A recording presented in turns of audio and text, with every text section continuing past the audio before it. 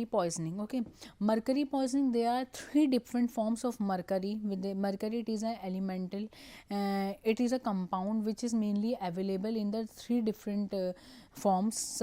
First of all, there is elemental, inorganic, organic, means this is mainly found in the element form, inorganic or organic form, है ना, and each has a different toxicological profile, means elemental, inorganic and organic profile, these forms, these three have different toxicological profiles, so they will produces a different actions. Okay, now the elemental mercury, first of all, sphygmomanometer, thermometers, barometers, liquid at room temperature, volatilize easily. Inorganic mercury, traditional remedies, Ayurvedic, Chinese, used in gold extraction, caustic soda manufacturing, rodenticide. These organic mercuries, they are used as a fungicides, seed dressing, methyl mercury in fish. Now, organic mercury poisoning, these are the rare, but they have a severe exposure, means they will produces a severe effect in the body. Okay, exposure, they can be exposed through ingestion, topical or inhalation. They may produces the CNS toxicity, poor concentration, fatigue, ataxia, tremor, constricted visual fields, okay, coma and convulsions can be occur in that patient. BM suppression, renal toxicity, means the they have a kidney effect in the kidney also. They may produces the renal toxicity also. Dealkylation to the organic form, poor responses to the treatment. Now, this is the mechanism of action of mercury toxicity. First of all, see, this is the main mechanism of action of mercury toxicity. These absorption, if they are absorbed through the mercury Hg, which is denoted by the Hg, this is mainly when they are exposed through lungs, when they are exposed through lungs or skin 2 to 3%, lungs 90 to 95%, they will get distributed in the organs like kidney and liver, and they will removal from non-neural, they will remove from the neural tissue, and they may produce a mercury which may mainly absorb in the lungs and finally get distributed. They will absorb in the lungs part and they will finally get distributed in all over the tissues in the body, and they will alter the copper metabolism following chelation, and DMSA might also contribute towards the redistribution of Sg from soft tissue to the, they will also goes to the brain part also.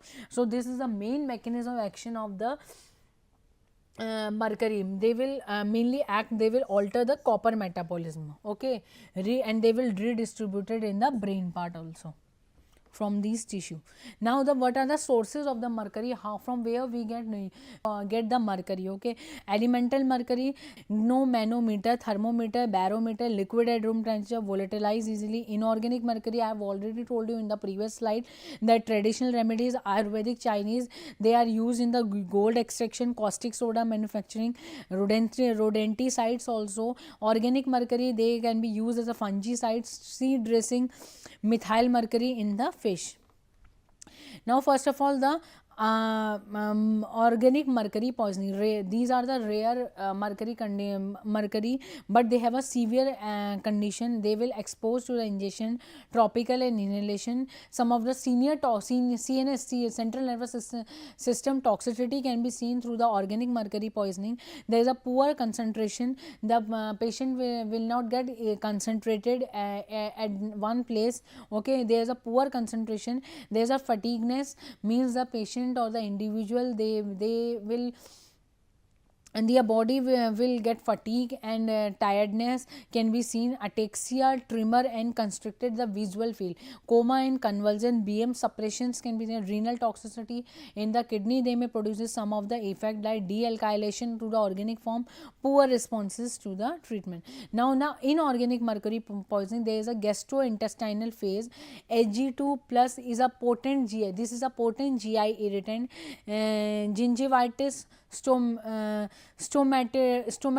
oesophageal, gastric, small and large bowel erosion, hematomesis, body diarrhea, CVS, collapse. Okay, now the second one is the systemic toxicity. Systemic toxicity means in the blood they will produce the Sg mercury plus inhibit, they will inhibit the sulfur-diol enzymes. Okay, I have already told you in the previous slide that these mercury, they will inhibit some of the enzymes in our body. They will inhibit systematically these mercury, they will inhibit the sulfide-diol enzymes in the body, and they will, if the enzyme it will get inhibited, they will produce the hypotension and lactic acidosis conditions can be seen in that patient.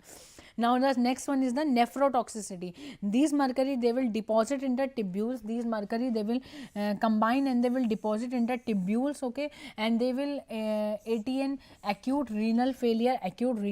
Kidney failures can be potentially leads to CRF in the survivors. Okay. Now how we can diagnose this mercury poisoning, how we can diagnose the mercury poisoning? First of all, the blood mercury. Okay, as we all know, the main diagnostic criteria for diagnosing any of the poisoning in our body is through the blood. Okay, now the blood mercury only really useful acutely normal, more than 10 microgram per liter. Okay, symptoms with blood mercury, if any of the symptoms with the blood mercury, there is decrease from 150 to 200 microliter. Urine mercury, probably the most reliable indicator, normal more than 10 microgram per liter. Symptoms with urine mercury less than 100 to 150 microgram. Okay, now the third one is the radiology for elemental ingestion, aspiration and the ingestion. Now removal from the source, supportive care. Particularly important with inhalation, DMPS chelation, 2,3 dimercapto, 1 propen sulfonate, chelation therapy of choice for mercury for both acute and chronic mercury poisoning, for all forms of mercury, inorganic, metallic and organic. Okay, indication, symptomatic patient, blood urine mercury persistently more than 100 to 150. Now the mercury, what are the mercury poisoning treatment? Okay, types. There, first of all, there is two types of mercury poisonings can be seen in the patient. First one is the acute mercury poisoning. Second one is the chronic mercury poisoning. Acute mercury poisoning, this is more in the cases than we compare to the chronic mercury poisoning. Okay, what are the treatment type for acute mercury poisoning? The supportive treatment or antidote. As we all know, some of the supportive treatments can be seen in the for the managing these poisoning, or the antidotes can be given to the patient for managing the severe toxicity in the patients. Now I have told you about the types, the acute mercury poisoning and the chronic, and if you talk about the prevalence of these acute, there is a more cases of acute mercury poisoning than the chronic mercury poisonings. Okay, the treatment type is the supportive treatment type and the antidotal treatment type. Drugs, and these are some of the drugs which can be used in the mercury poisoning, like chelating agents like dimercaprol or British anti-Lewisitil ball can be used. Succinic acid, DMSA can be used. DMPS used, penicillamine can be used.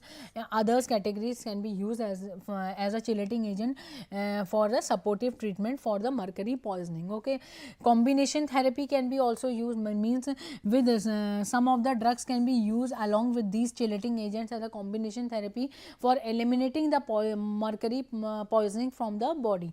Third one is the plasma exchange, hemodialysis and the plasmapheresis.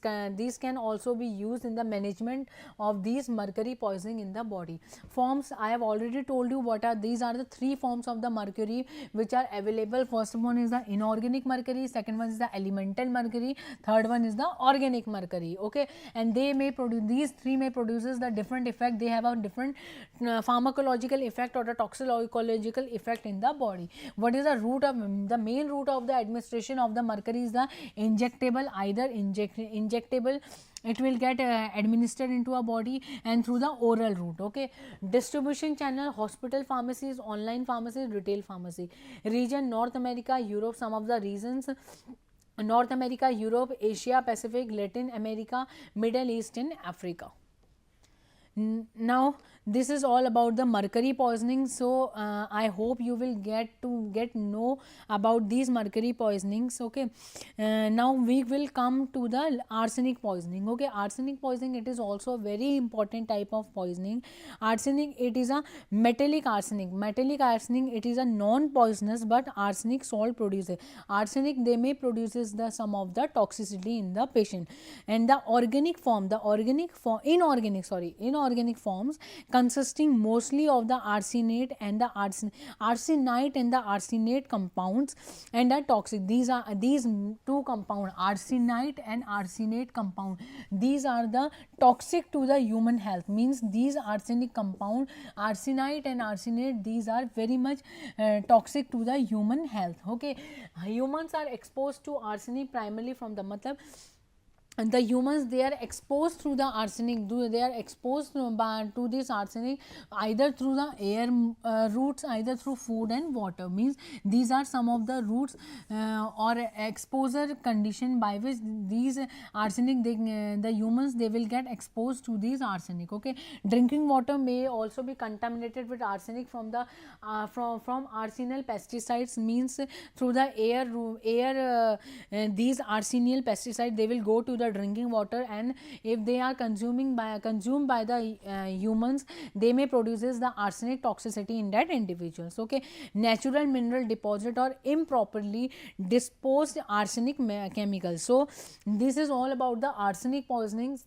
You all have to remember that there is mainly two inorganic form which are mainly consisting. The arsenic is the arsenite and the second one is the arsenate. These two compound, they are very toxic to the human health. Now the arsenic, they will either oxidative DNA damage. This is the MOA, mechanism of action of arsenic, how they will produce their action, their arsenic actions. Okay, arsenic, they have a oxidative damage, oxidative through oxygen, they have a oxidative DNA damage, and they will either they will produce the activation of transcription factor. The transcription factors which are present in the DNA, they will activate these transcription factor. Okay, and through the oxidative DNA damage, if they oxidatively they will damage the DNA, they may produce the chromosomal abbreviation. There is a chromosomal abbreviations can be seen in that patient, and they will interfere with some of the cellular signaling, the some of the cellular signaling which are happening in our DNA part. They will interfere with this cellular signaling, and they will alter the gene transcription, and they may further produces the carcinogenicity like effect. Means they are carcinogenicity, they are produces the cancerous cells or the tumor producing cells.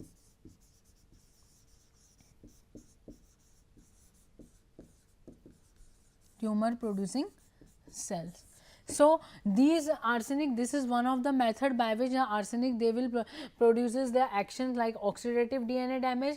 They will through oxidative DNA damage they will have a chromosome, they will have chromosome abbreviations, and second one is the interfere, they will interfere with the cellular signaling at interfere, and through which they will produces the carcinogenicity effect. Means they have a cancerous cells, they will produce the cancer and tumor producing cells in the humans, in the body. And through the activation of the transcription factor, if these arsenic, they will activate the transcription factor in our body, they will alter the gene expression. The gene expression, it will get altered.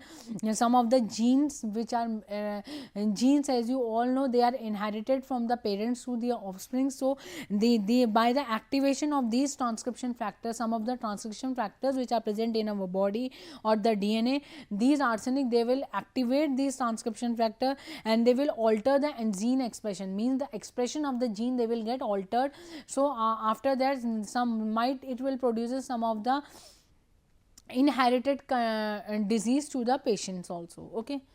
Now arsenic exposure, how the arsenic exposures can be seen. Okay, arsenic exposure do the decrease the intracellular glutathione. These arsenic exposure, they will decrease the intracellular glutathione, and they will increase due to the decrease in the intracellular glutathione, they will increase the oxidation or sulfhydryl group in the hemoglobin. Means I have told you that these arsenic, they have a main effect on the enzymes called sulfhydryl. Sulfhydryl mean SH group, they have a main effect on these enzymes, and through the acting on the intracellular glutathione, they will decrease the intracellular glutathione, and due to the decrease in the intracellular glutathione, they will produces the increase in the oxidation of the sulfhydryl groups in the hemoglobin, and due to the increase in the oxidation of sulfhydryl groups in the hemoglobin, they will decrease the oxygen uptake by the cells. Mean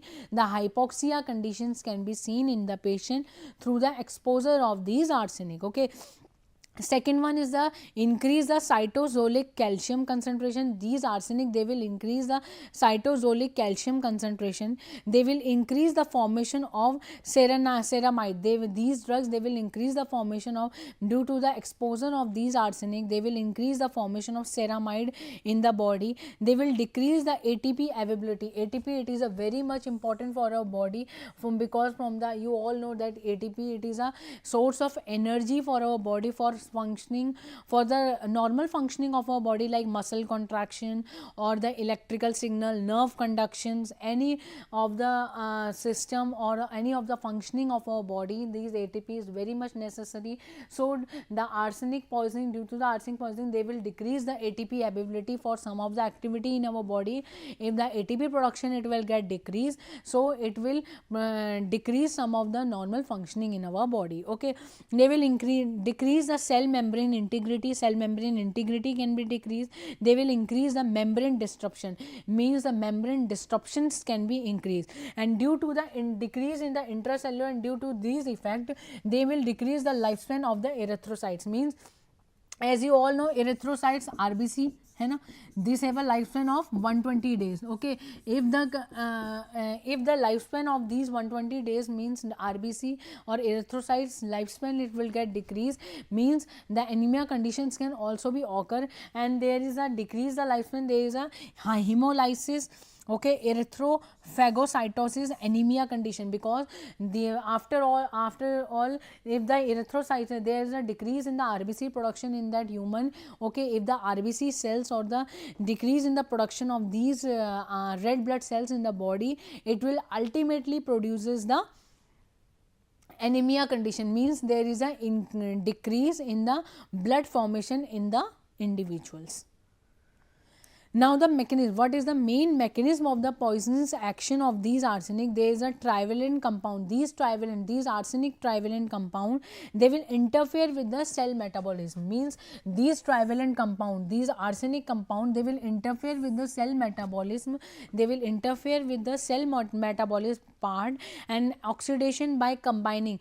I have told you that the main action of these arsenic is that they will act on the SH compound, these sulfhydryl enzymes. They will act on these sulfhydryl, they will interfere these sulfhydryl enzymes, and these trivalent compound or the arsenic compound, they will interfere with the cell, with the normal cell metabolism and oxidation by combining with the SH enzymes like pyruvate dehydrogenase, and these block this due to which, by combining with these enzymes, they will block the Krebs cycle. They will block the Krebs cycle or the normal Krebs cycle in the body, and they will result in the depletion of the ATP. ATP, it will get depleted, so the energy level will get decreased.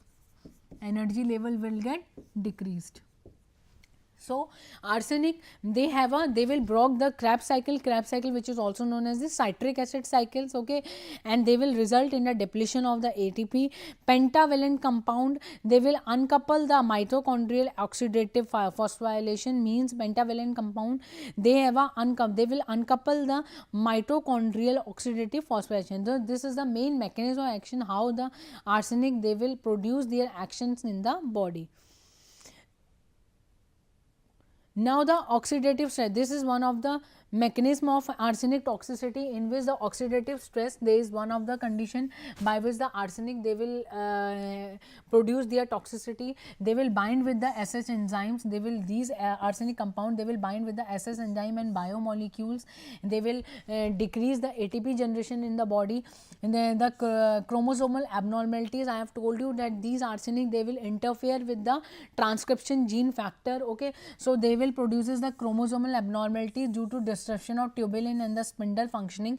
They will disrupt these tubulin or the spindle fibers, spindle functioning in the body, due to which there is a chromosomal abnormalities can be seen.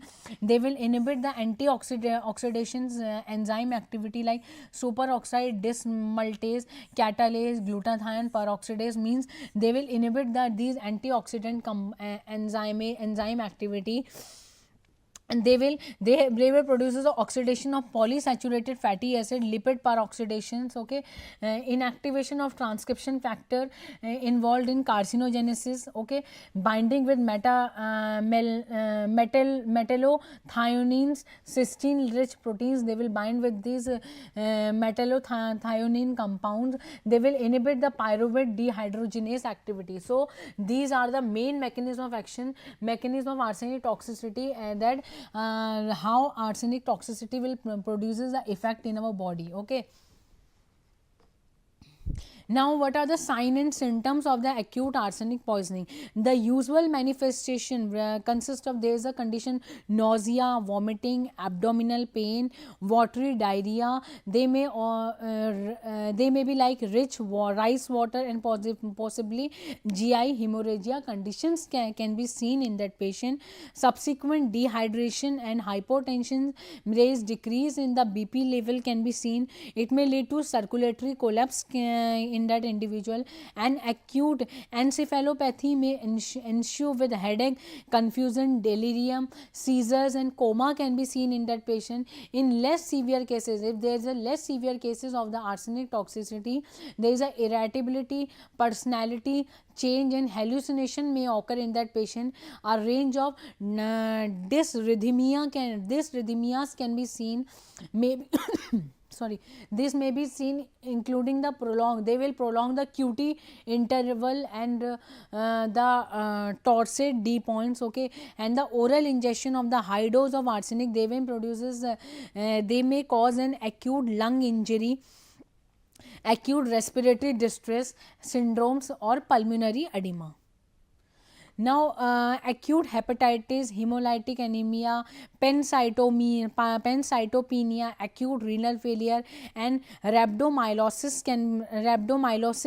can be seen. Fever may be present in acute poisoning. If we talk about the acute poisoning of the arsenic, they may produces a fever.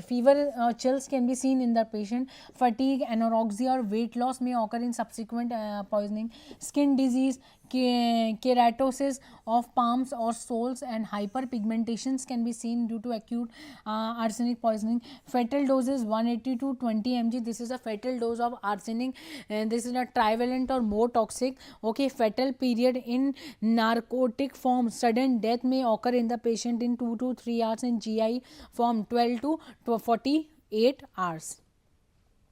Now, these are the symptoms of arsenic poisoning. There is a skin, if we talk about the first of all, skin damage, they may produces the hyperkeratosis, scaling skin, the skin it will get scale, pigmentation, skin pigmentations can be occur, nerve damage in the brain, the nerve, some of the nerve it will get damaged due to the arsenic poisoning. Circulatory problems in the skin, there is a circulatory problems in the skin, increase the cancer risk.